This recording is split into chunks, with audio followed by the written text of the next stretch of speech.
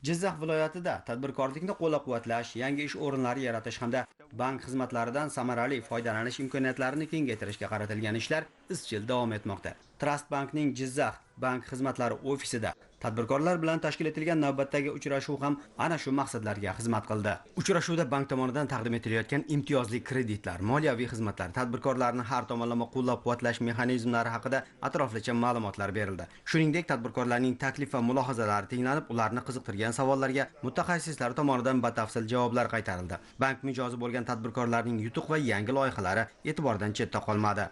Transbankka murojaat qildim. Berilgan o'sha imtiyozli kredit asosida tiquv mashinkalari va xomashyolar sotib oldik.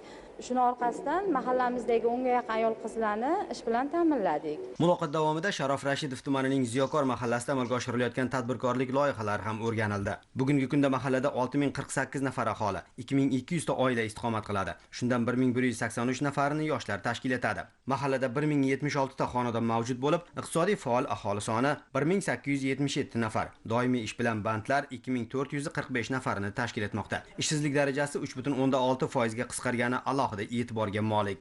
Mahallada aholi bandligini ta'minlash maqsadida bank moliyaviy ko'magi asosida bir qator istiqbolli loyihalar amalga oshirilmoqda. Jumladan Trust Bankning 200 million so'm imtiyozli kredit evaziga tadbirkor tomonidan yangi loyiha yo'lga qo'yildi va natijada 10 ta yangi ish o'rni mahalliy yoshlar bilan band qilindi. Trust Bankdan mahalla bankerining yordamida 200 million kredit oldik. Unga zamonaviy apparatlar olib keldik. O'zimiz sotib oldik. Hozir endi faqat Jizzax bilan emas, Samarqand, Qarshi shahrida, Sirdaryo shahridagi mijozlar bilan ishlayapmiz. Ishchi xodimlarni ko'p o'zimiz qatori mahallada ishsiz yoshlarni jalb qilganmiz ishga. Hozir 12 ta bo'lsa, xudo xohlasa 40 tagacha ishchi yig'ish niyatimiz bor. Daromadimizni oshishiga qarab, ishchi o'rinlarni ham ko'paytirib boramiz. Yana bir tashabbus doirasida tadbirkor Sunnat Xolmatov tomonidan amalga oshirilgan chorvachilik loyihasi ham 2 nafar yoshni doimiy ish bilan band qildi. Bank krediti va 70 million so'm shaxsiy mablag' evaziga tashkil etilgan ish o'rinlarida o'rtacha oylik daromad 12 million so'm bo'lib, yillik daromadni 144 million so'mga yetkazish rejalashtirilgan. Biz tadbirkorlikni shu chorvachilik bilan boshladik. Transbankdan kredit chiqarib berishdi. Barakali keldi bizga. Mana 2 yil bo'ldi ish faoliyatimizni boshlaganimizga. Mana 2 yilda 14 boshqa yetkazdik. Paroda limonlarimiz.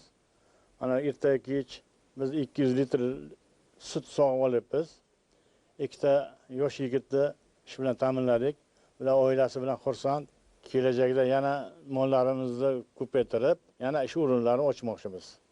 Shuningdek, Trust Bankning yirik mijozlaridan biri polimer mahsulotlari ishlab chiqarishga ixtisoslashgan korxona ham bank tomonidan qo'llab-quvvatlanmoqda. Unga aylanma mablag'larni to'ldirish uchun 2 milliard 600 million so'mlik kredit ajratilgan. Korxonada mavjud 30 ta ish o'rniga qo'shimcha yana 10 ta mahalliy yoshlar doimiy band qilindi. Asosiy faoliyati polietilen mahsulotlari ishlab chiqarishga mo'ljallangan. Bugungi kunda avvalo tadbirkorlarga qaratilayotgan imkoniyatlar va ularga berilayotgan imtiyozlarni alohida ta'kidlashimiz lozim. Xususan tadbirkorlar va banklar o'rtasidagi uzviy bog'liqlik va ular o'rtasidagi munosabat bugungi kunda yanada rivojlangan. Trust Bankdan olingan kredit mablag'lari hisobiga nafaqat bu xomashyo resurslardan foydalandik, avvalo o'z ishlab chiqarish hajmlarimizni orttirdik. Shuningdek, ish o'rinlari bizda qo'shimcha shakllandi. Kelgusida mazkur rejalarimizni amalga oshirishda avvalo Trust Bank xizmatlaridan va kreditlardan keng ko'lamda foydalanamiz. Trust Bank va tadbirkorlar o'rtasidagi bunday ochiq muloqotlar hududlarda yangi investitsiya loyihalarini ro'yobga chiqarish, aholi bandligini ta'minlash hamda kichik biznesni yanada rivojlantirishga xizmat qilmoqda.